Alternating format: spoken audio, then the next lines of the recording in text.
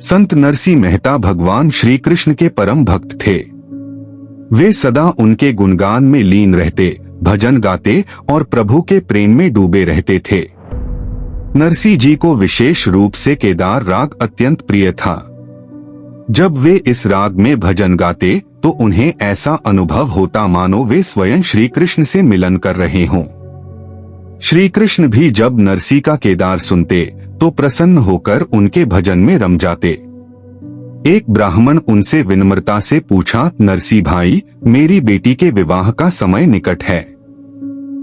मेरे पास खर्च के लिए पर्याप्त धन नहीं है।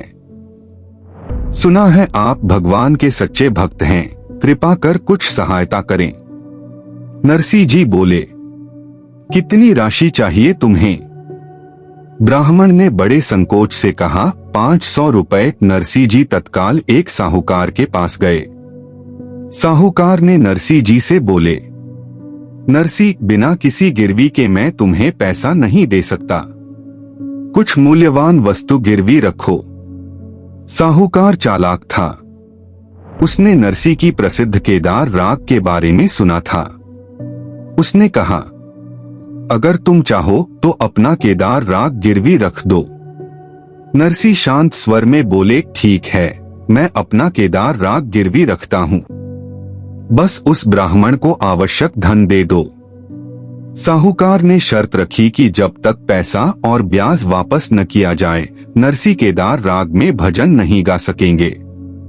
ब्राह्मण को धन मिल गया और उसकी बेटी का विवाह बिना किसी विघ्न के संपन्न हो गया। नरसी जी अन्य रागों में भजन गाते रहे, परंतु केदार के बिना उन्हें शांति नहीं मिली। वे श्री कृष्ण से वियोग सह नहीं पा रहे थे। दिन बीतते गए पर ब्राह्मण ने उधार नहीं चुकाया। इधर कुछ ईर्ष्यालु लोग नरसी की भक्ति पर संदेह जताने लगे और राजा के पास शिकायत की। राजा ने नरसी जी से बोला, नरसी, तुम्हारी भक्ति की परीक्षा होगी। इस सभा में श्री कृष्ण की मूर्ति रखी जाएगी जिसके हाथ में माला होगी।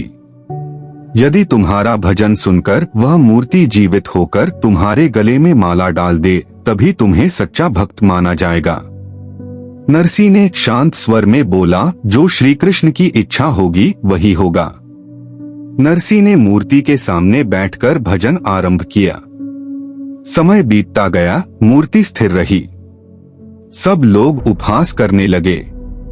तभी शहर में उसी समय एक अद्भुत घटना घटी। साहूकार के दरवाजे पर दस्तक हुई।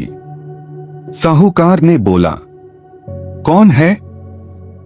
नरसी की आवाज आई, मैं नरसी हूं, द्वार खोलो। साहूकार ने द्वार खोला। सामने नरसी खड़े थे। उन्होंने 500 रुपए और ब्याज की पूरी राशि चुकाई। नरसी जी बोले, विलंब के लिए क्षमा चाहता हूं। कृपया यह रसीद दे दो कि अब केदार राग मुक्त हो गया। साहूकार ने रसीद दी। नरसी वहां से चले गए। उसी क्षण राजमहल में बैठे नरसी की गोद में वही रसीद आ गिरी। नरसी आश्चर्य से बोले, केदार राग मुक्त हो गया। उनकी प्रसन्नता का ठिकाना न रहा। उन्होंने उसी क्षण केदार राग में भजन गाना प्रारंभ किया। पूरे महल का वातावरण दिव्यता से भर गया। प्रकाश की किरणें श्री कृष्ण की मूर्ति को आलोकित करने लगीं। नरसी की आंखों से आनंदाश्रु बहने लगे और तभी मूर्ति जीवित हुई।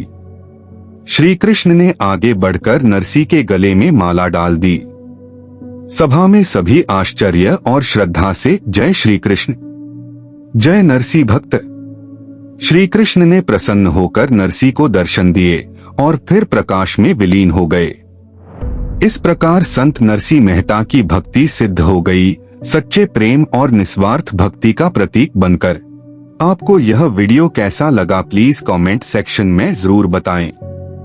इस वीडियो को लाइक, शेयर और सब्सक्राइब करना ना भूलिएगा। जय सिया राम।